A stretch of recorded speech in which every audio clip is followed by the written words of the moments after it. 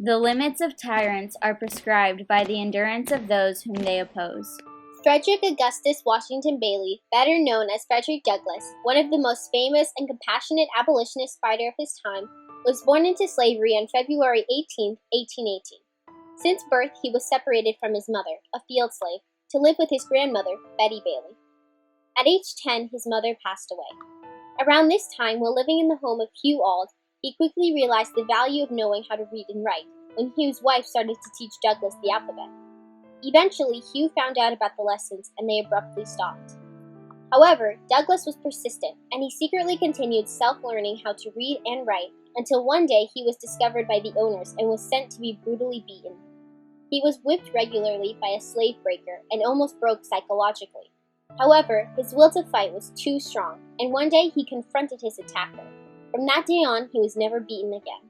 He was born into slavery and at a young age determined that he wanted to be free. At a very young age, he decided that the way to do that was first to teach himself to read and write. I think that takes just incredible insight to be able to see that at a young age, and just an incredible awareness too. So at a very young age, he started to teach himself how to read and write. And by the time he was a teenager, he was literate. He was teaching other enslaved people how to read and write. And he started to observe more and more how slavery worked as a system. And he was just super intelligent, super brilliant, and he escaped at 20 years old and then dedicated his life to ending slavery and working for racial equality and women's rights. Once you learn to read, you will be forever free. When Douglass was a teen, he tried to escape from slavery twice, but he failed. Finally, in 1837, with the help of his first love and wife, Anna Murray, he was able to escape using a sailor's uniform and the identification papers from a free black seaman. He reached New York and went to the house of David Ruggles, who was a well-known African-American abolitionist.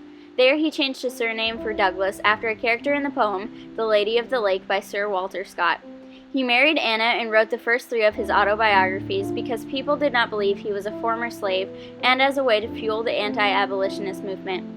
Douglass feared his former owners were going to try to get him back, so he escaped to Ireland and Britain, where he continued his writings. Knowledge makes a man unfit to be a slave. The newly wedded couple eventually settled in Massachusetts. Douglass attended many abolitionist meetings, and they also attended a black church where him and his wife encouraged many others to fight for their freedom. Frederick would tell stories at the meetings, which led to him to becoming a lecturer on his anti-slavery ideas.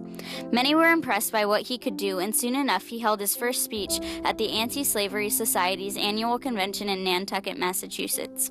Douglass became one of the biggest and controversial abolitionist movement leaders, since not only with his writing and oratory skills inspired thousands to fight against slavery, but also with his opinion that the Constitution was an anti-slavery document that could be used in the fight against slavery. Frederick Douglass believed in those things, but one of the big battles that happened among abolitionists is how does the end of slavery come about? And Frederick Douglass strongly believed that at least in the later years of his work, that the Constitution was an anti-slavery document. Many abolitionists said, no, the Constitution is pro-slavery. It allows slavery to exist in the first place, so we should get rid of the Constitution. And Frederick Douglass and other abolitionists say, no, actually the Constitution, right, maybe it allows slavery to exist, but it doesn't actually protect slavery, or it doesn't bind us to slavery. So we can actually work in the Constitution, within the bounds of it, to abolish slavery. And we can do that by making an amendment to the Constitution.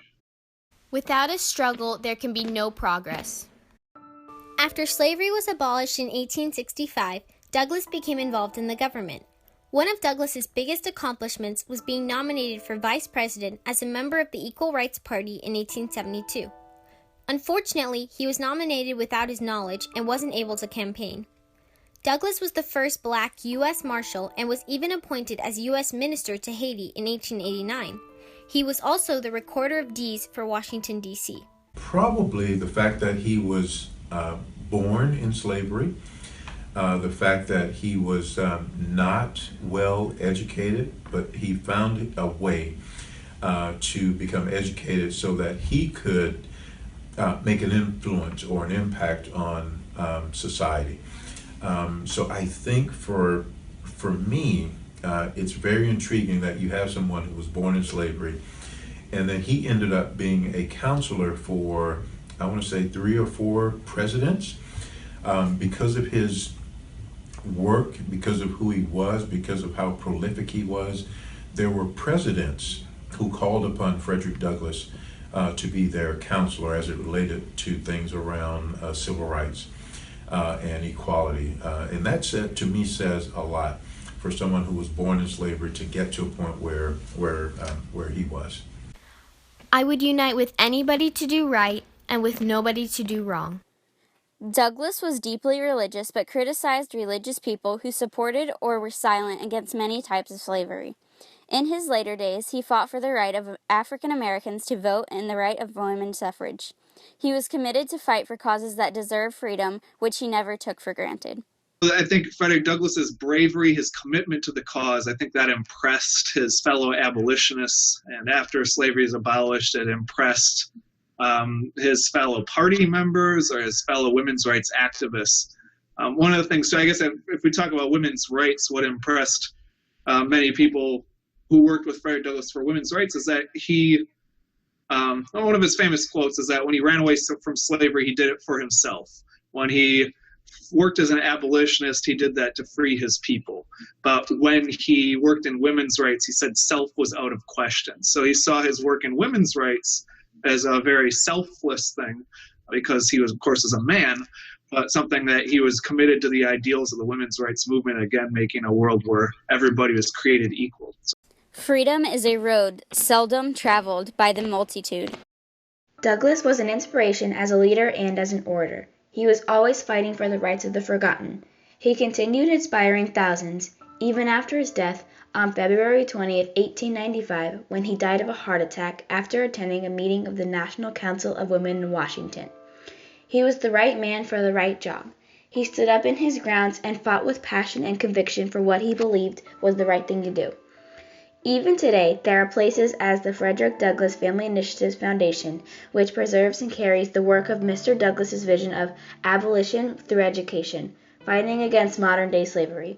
He was a selfless man whose purpose of life was to advocate for causes that he believed were just, without thinking in his personal gain or security. His actions and work influenced many important civil rights advocates and writers, even today. Frederick Douglass, like many of our other leaders who are advocates, who are standing up for what is right, is critically important for us as a society. And just like you all will do when you become adults, you will see things that you will say that is not right. You'll stand up, you will have your voice, with the hope that you will change society in a positive way. So he took a stance in U.S. history by seeing a problem, seeing an issue of slavery, of unequal rights, saying that this is not right, and he and knowing that if he stood up to do something about it, that it was going to be a negative situation for him. But he didn't think about himself. He thought about the greater good of society, to ensure that what I'm going to stand up for is going to be helpful for everybody, within this society. So, very, very brave individual during that time to stand up and to talk about the injustices of racial equality and civil rights. As an outspoken leader of the abolitionist movement, Frederick Douglass held to his grounds in what he believed was right by speaking out for those whose voices were weak. His words and actions inspired several generations to continue in the fight for social and racial equality. His influence goes beyond abolitionism. He is a role model not only because of his actions, but also because he courageously inspired people not to be afraid to stand their ground and make their voices heard, even when others try to shut them down. The conscience of the nation must be roused.